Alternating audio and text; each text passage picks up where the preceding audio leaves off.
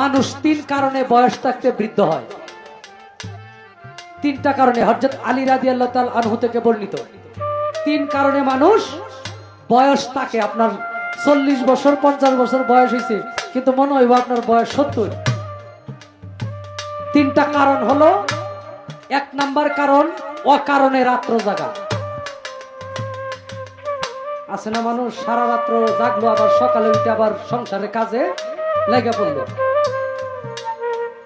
অকারণে যে ব্যক্তি রাত্র জাগে সেই ব্যক্তি বয়স থাকতেই বৃদ্ধ হয়ে যাবে, বয়সের চাপ পড়ে যাবে, বৃদ্ধের ছাপ পড়ে যাবে। দুই নাম্বার অতিরিক্ত দুশ্চিন্তা করা। তিন নাম্বার ঘন ঘন মিলন করা। যারা তরিকার মানুষ তাদের কাছে হিসাবটা আছে, যারা তরিকের বাইরে তাদের কাছে হিসাবটা নাই। কারণ কি ধন হারাইতেছি এটা একজন পীর সাহেবের কাছে গেলে আপনারে সঠিকভাবে বুঝাই দিতে পারবে, মঞ্চে এই আলোচনা করা যাবে না। কি ধন যে আমরা হারাইতেছি, হ্যাঁ, শখের বশবর্তী হইয়া। এটা ওই যে আমাদের ঘোড়ার ব্যাপারী, তোমায় জিজ্ঞাসা করি কত লাভ করেছো ঘোড়া বাইয়া, মাল ভরেছ গুপ্ত পাড়া, আরবদার মত নাসুরার যুক্তি লইয়া, ও তোমার নফসেরি ফেরে সীসা কিনলা সোনার দরে। মানে সীসা কিনছেন সোনার দাম দিয়া।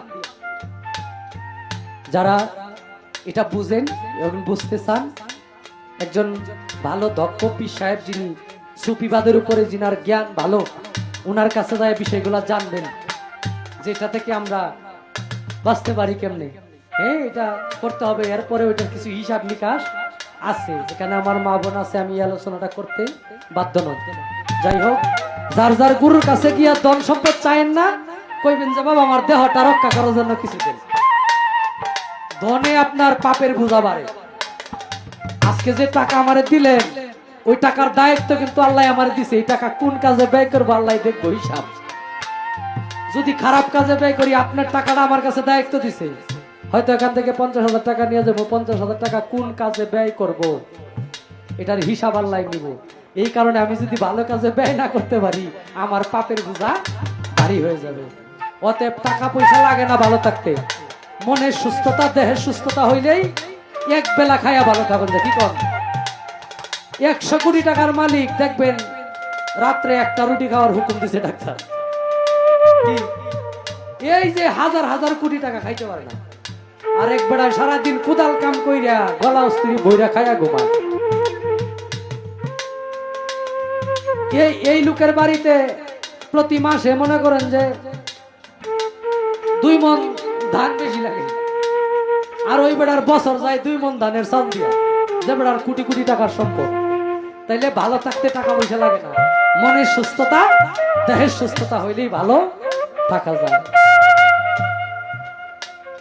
মুসা আলাইহিস সালাম আল্লাহর কাছে প্রশ্ন করছেন, অনেক কথা চলে আসে যে আল্লাহ তুমি যদি, আমি যদি আল্লাহ হইতাম, তুমি যদি বান্দা হইতা, তুমি আমার কাছে কি চাইতা?